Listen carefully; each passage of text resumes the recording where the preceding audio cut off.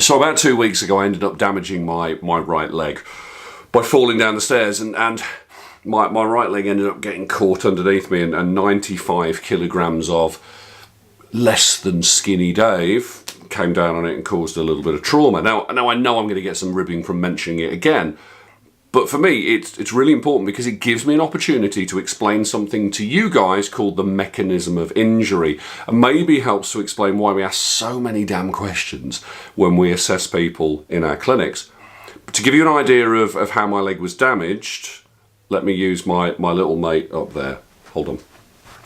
So, this leg, my right leg, ended up being flexed right underneath my body. And this, you can see, that's about as far as that one goes. Mine went much, much more and caused me a huge amount of discomfort. Now, the bruising came out around the knee later on in the day. The whole of the front of the leg, where four muscles called the quadriceps are, has been really uncomfortable and remains uncomfortable.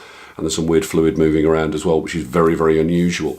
But the bruising has spread, so from knee, whole lower leg, and now I've got bruising underneath my inner ankle, which is really quite entertaining for me, and probably wouldn't be entertaining for others. But the mechanism of injury helps us in a massive way. And I first came across the idea when I was working in A&E, and we would have people come in with certain injuries, and we would ask, what is the mechanism of injury? What is the likely damage to the tissues? What areas do we also need to look at as well to make sure that they are okay?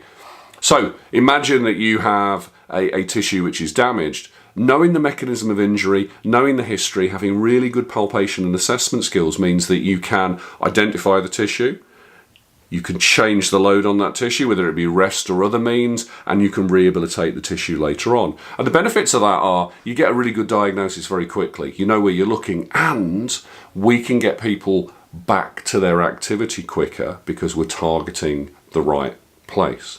It's a really key concept, and it's really been coming forward in my mind recently with my own injury, and also in the way that I assess patients, and also in the way that I teach the students to assess patients. So, mechanism of injury. That's why we ask so many questions. It's a really, really, really important concept.